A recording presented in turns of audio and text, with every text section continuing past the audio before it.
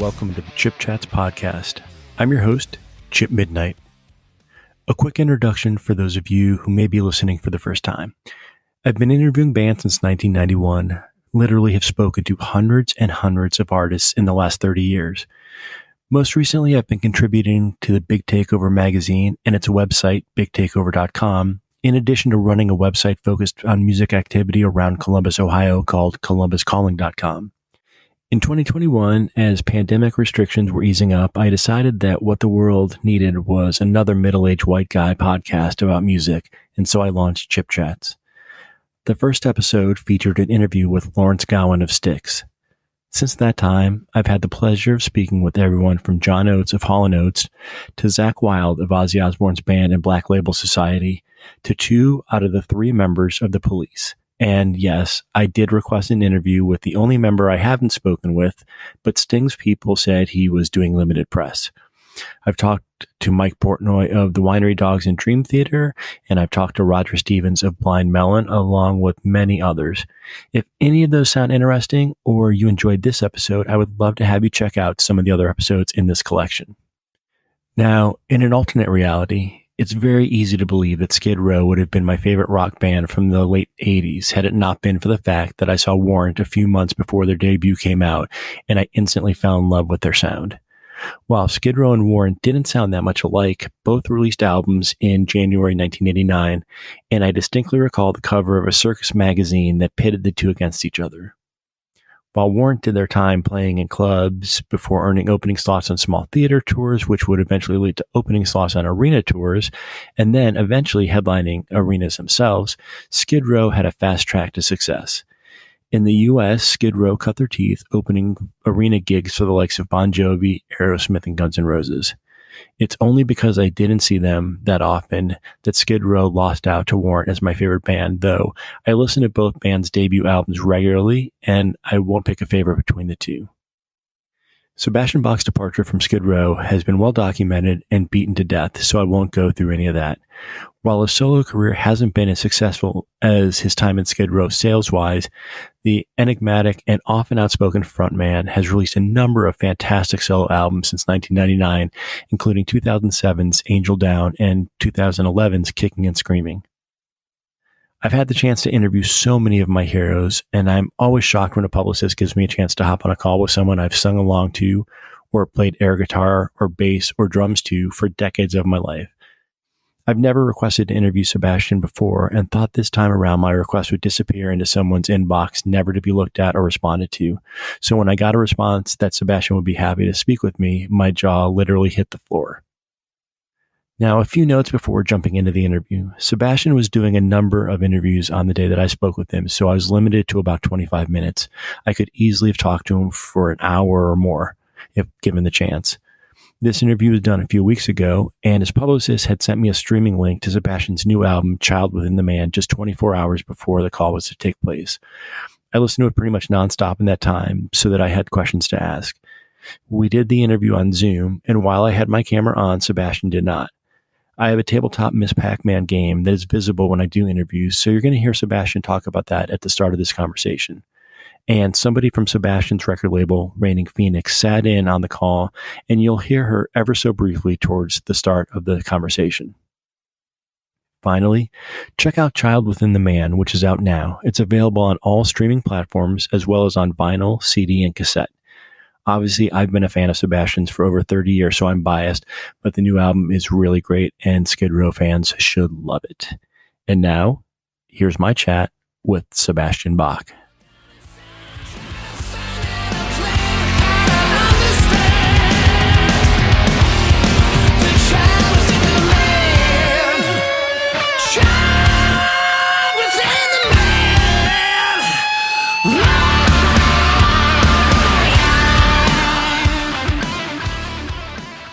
Yo, Sebastian Bach, how are you? all right. How you doing? I'm doing good, thank you. Cool. Where are you at? I am in my basement in Columbus, Ohio. Okay, excellent. So in the last year, I've been on the other end of calls with Stuart Copeland, with Andy Summers, with John Oates, with Kevin Rowland from Dexy's Midnight Runners, and I have to tell you, like, this is the one that I'm most excited for. So, All right. Thanks. That's awesome. I love your Pac-Man game. that was a gift to myself during COVID when I was bored. Very, And very. I love getting gifts to myself. yes, it's Miss Pac-Man, Galaga, and Dig Dug. I love Galaga. Oh, Yes, and it has a mostly a full size screen, but it's a little tabletop thing, so it's portable and it's pretty awesome to play. and I see you got your vinyl there next to it. These are magazines, Big Takeover magazines. Up Okay. here is my record player. I do have a vinyl collection off camera. Yes. That's cool, man. Yeah. Well, I got an addition to your vinyl collection coming May 10th. It's called Child Within the Man, double gatefold sleeve, 45 RPM. And or you can get it on CD or you can get it on cassette Yes. if you have a cassette player. I don't know anybody that does have a cassette player. I have a box of about 100 cassettes from the 80s. I do, but I just don't have a tossing that cassette out player. there and going back on mute. I Do have you two really? Walkmans. Wow. Wow. Do they work? Yeah, they still work. Well, I'm about to get one. So That is awesome. can't believe I'm saying that in 2024. Yes. I've heard the record. They sent me a link to stream it yesterday, and I've listened to it about 5 times, and it is everything I'd want it to be and more. Obviously your voice is very recognizable and it's timeless, but like the Wow. music doesn't sound old or dated. It sounds modern, but it also sounds like something I'd expect.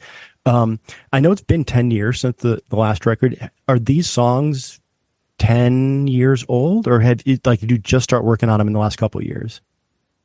They're not 10 years old. A lot of these, I know it says in the press release, this is an album 10 years in the making, which it is because that's when my last studio album came out. But 3 of those years didn't count. Yes. 2020 and 2021, nobody was leaving the house, let alone putting out records.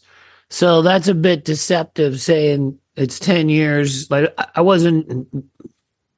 I couldn't release a record for 3 of those years. So that doesn't count. But anyways, I'm into quality, not quantity in everything in life.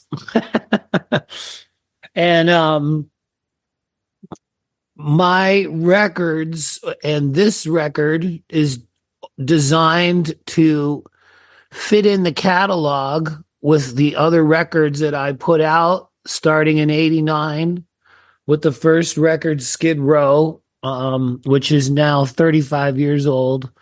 So any record that has my name on it, I have to say, well, people are going to compare this new one to that one, so it better be fucking good, man.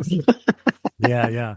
But at the end of the day, back in 88, when I was in the studio singing 18 in Life and Youth Gone Wild, I was making a record that I loved myself. And that is what Child Within the Man is 100%, if not even more, because my real inspiration for this album is my own vinyl collection. That's my inspiration for this album. I made a project. So I have like rooms full of vinyl, and the albums I love the most by far are the 70s records. The way they're produced, the way the album covers look, everything about them. And I said, dude, why don't you try to make your own record that came from the 70s? I know that's impossible. Right. But I tried to make a record that fit in with my favorite records in my collection. And I am a serious collector. So this record is the result of a very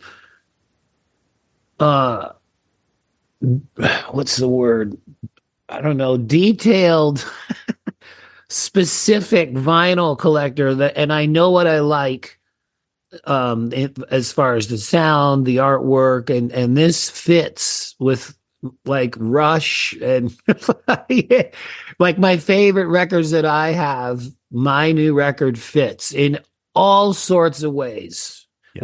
like real specific, detailed ways. I don't know if you want to know all that, but I'll answer your questions. But I really made something that feels like it's from another time. But I mean, but like my 70s records sound good now. They don't Yeah. just sound good then. Like if I put on Steely Dan or Led Zeppelin or Kiss or Aerosmith, it sounds good today.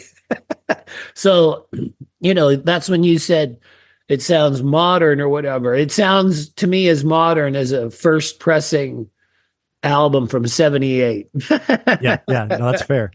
Do you, I think I've seen pictures, I'm sure of at least part of your vinyl collection. Do you alphabetize stuff? Oh, absolutely. Like So, I'm not exaggerating when I say I have rooms. The room I'm in right now is my favorite albums. I have a bunch of milk cartons in here full of vinyl, but then right next to it is a full room that my house um it's designed as a wine cellar, but I don't have that much wine, but I do have that much vinyl. So I have all my vinyl in the wine cellar. So yes. it's all climate controlled and alphabetized, and vinyl is a commitment, man. You I better know. be you need to have a room for this Y- collection. It doesn't fit in anywhere else. And also my eyes are so crappy at my age that I need to have my vinyl records so I can have them in the bin and go through them looking at the covers. I don't store them. The only ones I store looking at the spines are the ones that are not yet alphabetized. My whole collection is alphabetized, but they're from the front. You have to go from the front, like the record store. That's how Oh yeah. fucking crazy I am and how I drive my wife nuts, but taking over complete rooms. No, I love that. So you're flipping things. Yes, that's what I enjoy. I Yeah. enjoy that. I don't enjoy squinting my eyes up and looking at I don't that's like work to me. Yes. So help me solve this dilemma that I have. Do I put your record in the S's or the B's? Wow, brother. I don't know, man. I would say I don't know, gosh. I would say B. I would say Okay. B because All I right. put Neil Young in the Y. I don't put That him makes on sense. N. But I put Ozzy Osbourne on O. Sight. uh, I'm actually I'm glad you mentioned Ozzy Osbourne because, like I said, I've listened to the album probably 5 times, 6 times since I got it I yesterday. love that you've listened to it that many times. Like I'm sorry to cut you off. It's Oh just yeah, I worked on it so fucking hard, and the fact that you are in your basement in Columbus and you get to listen, go right inside my brain. I'm sure my record company sent you high quality file to listen to because that's how they roll. yep, But I hope you get the full wave file experience. yeah, and I absolutely will buy the record. Thank I you.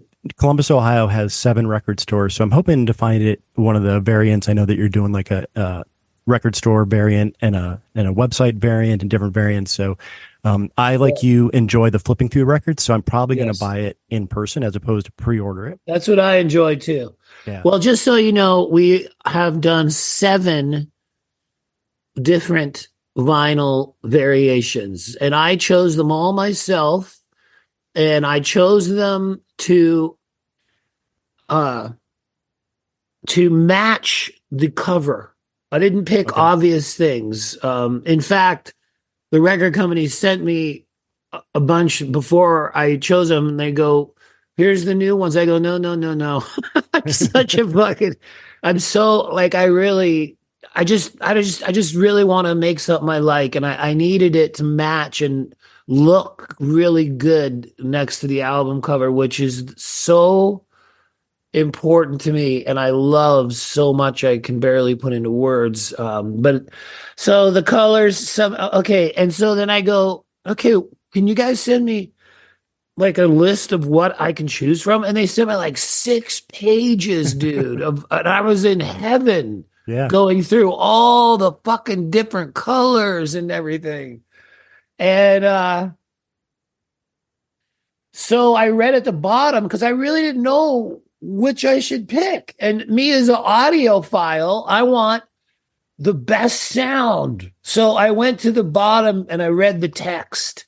And then it gave a disclaimer on some of the crazy colors, like this color, like translucent, whatever is, we can't say it's damaged because it's so crazy that it might, you might hear a pop or whatever. So then I'm scrolling through all this text, reading what's what. And at the bottom, it says there are one section called the bio format. And this is the highest quality vinyl available. And I go, oh, this is what I want. And they said, this is the one that is the highest quality. So my record company said you can pick 7. So I picked 3 bio for all you audiophiles: the black, the mint green, which I love saying, and the light blue, which I know you can get the black and the light blue right now on the record company site. I think you can get the mint. I don't know. But those are the 3 bios. And then the other 4, which I'm so excited about. One is red gold, which is the color like of a gold album on your wall, for fuck's sakes. Like, how great is that? That reminds me of Kiss Double Platinum when you get like the double plat. So now you can get your own gold record of this if you want. That is so great. Yes. Another one is Coke bottle green. Hello. Just the fact that it's Coke bottle is funny, and it's translucent. That one. And then what's the other one? Oh, there's a crystal clear version, which you can just look right through. And then my favorite one, that crystal clear version matches like the windshield of the car on the front. The green matches the grass. The blue matches the sky. The gold matches my gold record on my wall. And then for the coup de resistance, the glow in the dark version, which that is awesome. How can you pass that one? I know, right? If that's a choice, what are you not going to do? Like, of course I'm doing the glow in the dark. Yes. Because I'm all about anything like that. Glow in the dark, 3D. So yeah, there you go, dude. I think I named all 7, but my record company, Reigning Phoenix, has made it extremely helpful to the fans if they want to collect either or. And I'm seeing comments like, "What about Australia?" The whole store ships worldwide. Okay, you might have to pay a bunch for shipping to go to Australia, but every section of the store ships worldwide. So yes. Awesome. There you go. So Hold On to the Dream, to me, starts off in my head, sounds a little bit like Waste of Time as it starts. Wow. In my mind, I hold on to the dream through fading insanity. A cold heart never bleeds, no. And then it's got this, coming back to Ozzy, like there's like this sick, heavy Ozzy, like, I'm not a musician, so I don't know if it's the way it's tuned or whatever the chord is. But like, it's got this Ozzy like guitar in it.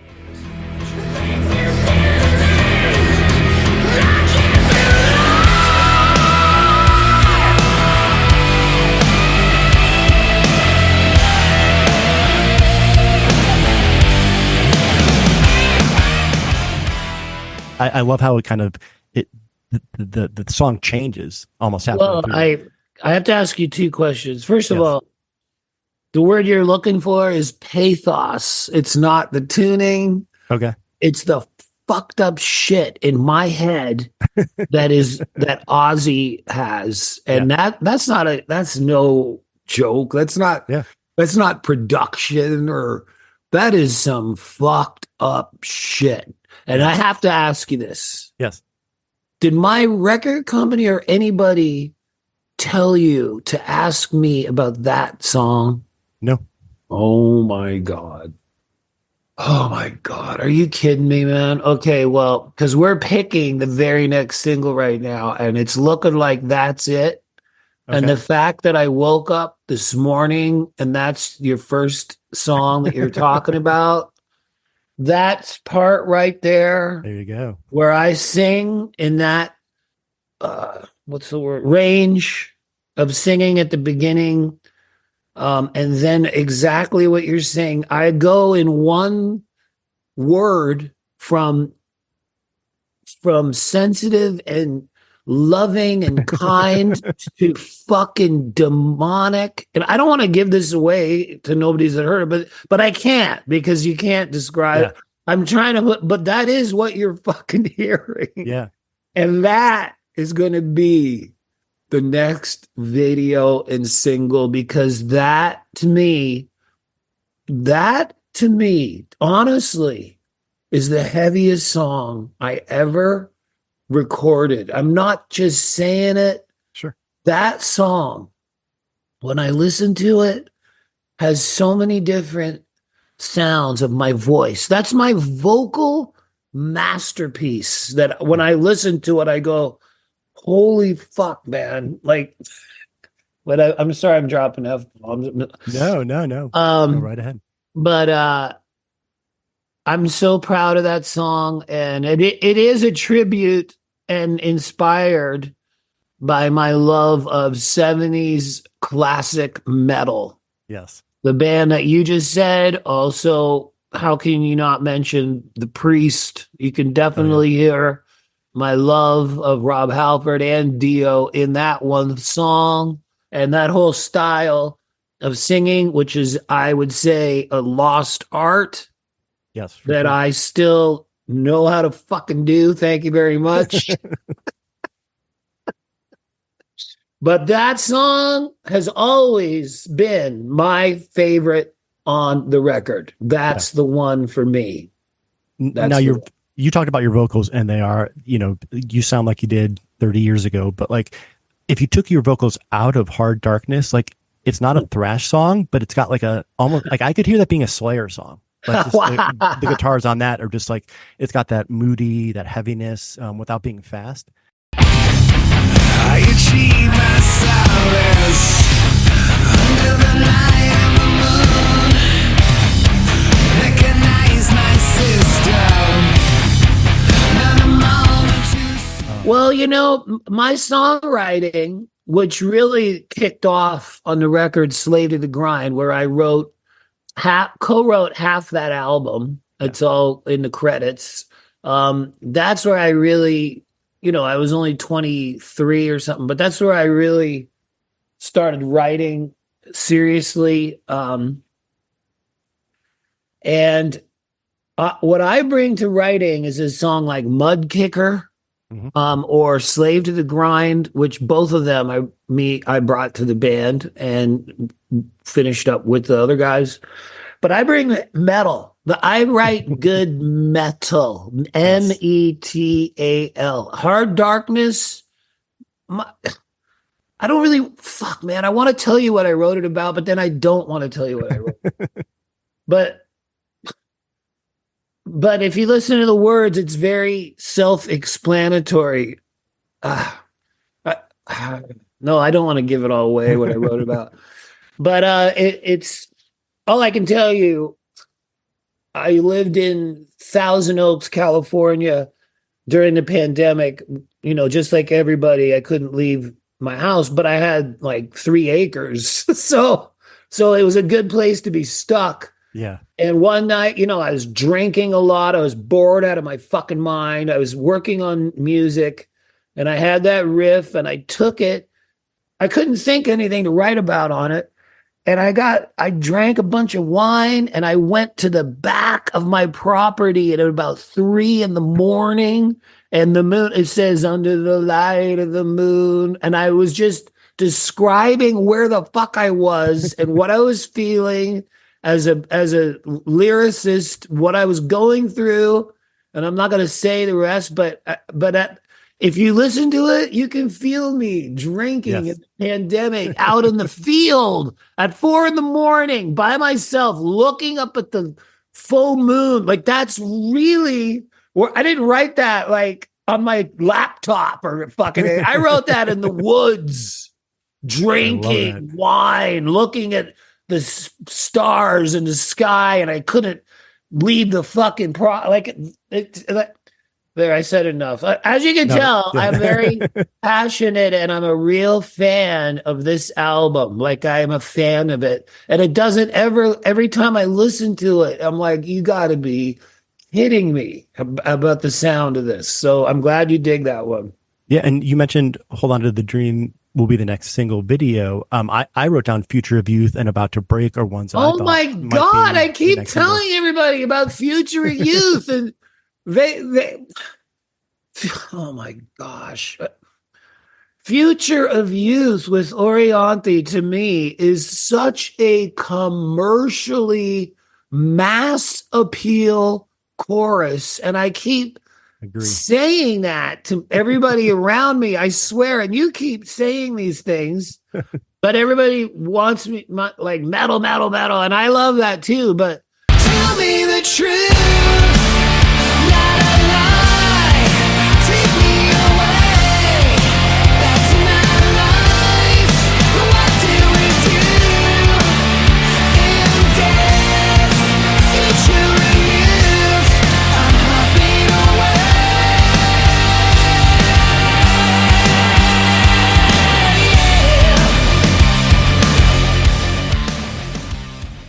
I think that so many people right now with the lyrics, what we're going through in 2024 could relate to that song. And that's what it's about. It's about the future of our youth.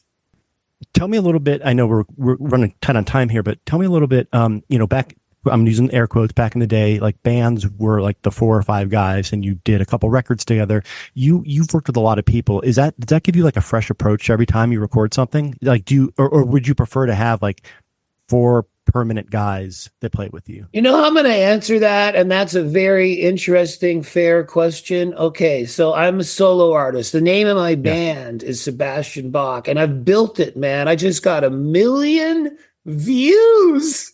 Yes. On my fucking video. I can't even tell you what that means to me. Like that really says, okay, you have a solo career, brother. Here's my answer to you about all the guys in my band. I'm married to my wife. Okay. My wife, Suzanne, who you can see plenty of in the video. Yeah. Anyways, she makes it incredible.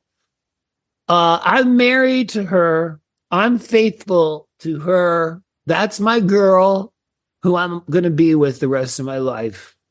I'm not married to my bass player or my drummer or my guitar player. And guess what? I want to jam with all the drummers. Yeah. I want to jam with all the bass players and whoever I fucking want because I'm not married. I'm going to go with this guy and this guy. And it is kind of like being married in a band. Yeah. So I'm not going to be beholden to anybody. I'm going to create my art, however I have to. And that can make me hard to work with if somebody gives me an idea and I'm not feeling it. Because when I do feel it, it's visceral. It's I Remember You, Monkey Business, everything I've put out that in my whole life that has Sebastian Bach on it, except for maybe The Last Hard Man. But I've tried to make it all like incredible. So this new album to me is the best one yet. It's such a cliche that you don't even want to say that, but I say that because of who helped me make it. Yes. It was Elvis Basquet, producer, and then Robert Ludwig, the mastering engineer. And I don't, all you have to do is Google those two names. I mean, Yeah, I did. it's astonishing. Yeah. The guys that helped me make this album. And that's not even mentioning John Five from Motley Crue and Steve Stevens, both of whom this is my third or second album in a row collaborating with. So I say that it's my favorite and it's my best because of my team that is helping me, and also my record company for getting it out in the stores. And not to disparage any bands, but like I know Dokken put out a new record this year. I don't want to go see Dokken and hear Dokken's new record. That being said, when you come on this tour to Columbus, Ohio, which you are in June, I would love to hear this whole record. How are you going to determine what to play? Are you going to play the things that the Skid Row stuff, or are you going to try to mix in as many of these songs as you can? Well, I'm going to absolutely do What Do I Got to Lose? Sure, of course. There's no way I'm not doing that, which we already have done, and it fucking goes over like insane. Yeah. And we're going to be doing everything that there's a video for, we will be doing in the show for sure. Very cool. But we'll also be doing the best, biggest hits in my career. So this will be a mix of everything from 35 years that I've been doing. That's what the tour will be. I Good can't wait talking to you. All right, yeah, you too. Thank you so much. Thank you so much for listening to this episode. I hope you enjoyed it. Sebastian was such a great guy to talk to. I love the fact that a few times, I think I even caught him a little bit off guard. You heard him say, "Oh my gosh," like he did not expect me to say something that I did. I really appreciate his publicist hooking this interview up. It was such a pleasure to speak with him, and it lived up to everything I would have dreamed and more. So make sure you catch Sebastian out on tour. He'll be on tour basically all summer long, and check out his album, Child Within the Man. Until next time, thanks for listening.